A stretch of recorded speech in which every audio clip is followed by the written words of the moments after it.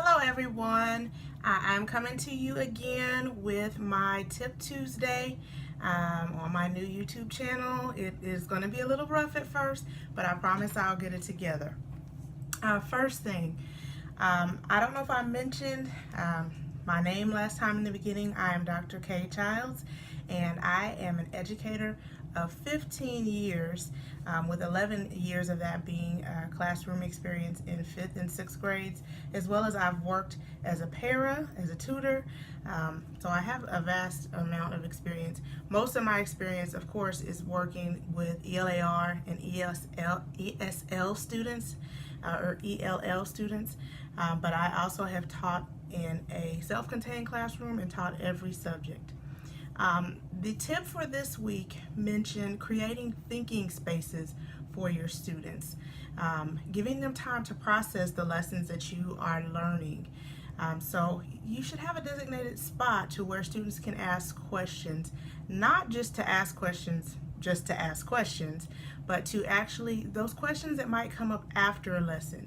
You want to create lessons that are leaving students thinking about the lesson afterward. If you're not doing that, then you should be. And they may come up with questions. You also, just like I dealt with a population of students who weren't comfortable speaking in front of everyone, this works well for students who are quiet, who may not want to ask questions or may be embarrassed. They can ask questions later. You can go back and use this as a method to reteach, to go over things or concepts or questions that you may have missed or that the students just didn't quite understand. You don't have to require it, but let your students know that they have a safe place to ask questions. Even if it's something, it could be, like I've told my students, even if it's in the middle of a lesson and they don't want to ask, they can post. Now, I'll give you an example. Right behind me, this is my bookshelf. I had a space, it was cubbies instead of a bookshelf. I had signage over this, and I just used random, I'm going to show you right here, sticky notes. I would have an area, just take a block of them, put them right here. I have several, and then the students can take from your pile, write their question, and then post. Simple as that.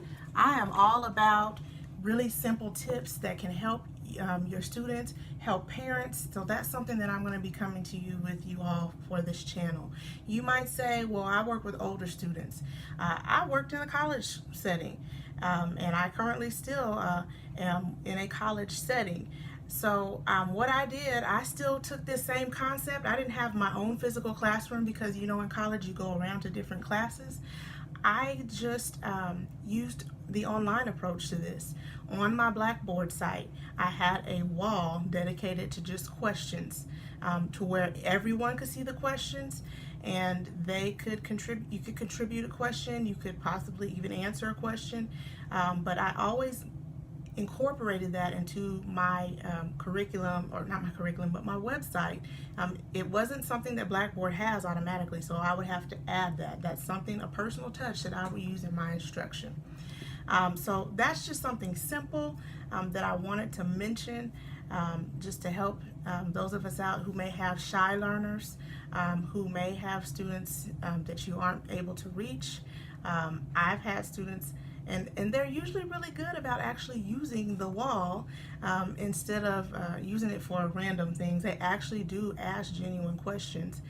It opens up the path of them to say, hey, I need to be thinking about this outside of the lesson that we're learning in the class. So I just wanted to give that quick, because my video was too long last week, but that quick tip for you all about creating a space where students can ask questions. You don't have to do the method that I did back here. You can create your own method. There's other ways that you can do it. You could have a question box to where they submit it into the box. If you all can come up with other solutions or other ideas, feel free to leave them in the comments. This was just my tactic right here.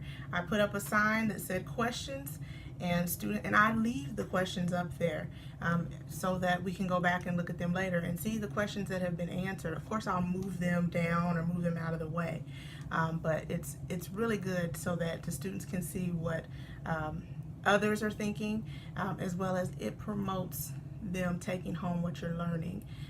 And I really liked doing that, and my students seem to respond to that well. So again, if you have other suggestions about how to get students to continue thinking about what you've been teaching them, and also giving them processing time, feel free to leave that into the comments. I want to thank you all for tuning into my first video. These are going to be kind of rough, the next couple of videos, as I'm still getting used to this, but I appreciate you tuning in. I'd like for you to remember to learn, teach, and lead. And that's going to be my motto. Actually, it should be teach, lead, and learn. Doesn't really matter what order, but you need to remember to, one, always learn, even with your students. Learn on your own. Of course, teach, and how important your job is. And then also lead. You are a leader of your classroom, as well as a leader in your community if you are working with groups of children. All right, I'm a little over where I want to be for this point in the video, but I thank y'all for tuning in. Again, like the video, subscribe if you haven't subscribed to the channel, and leave some comments or even questions that you might have about my question wall or question space that I invite you to create in your own classroom. Take care. Bye-bye.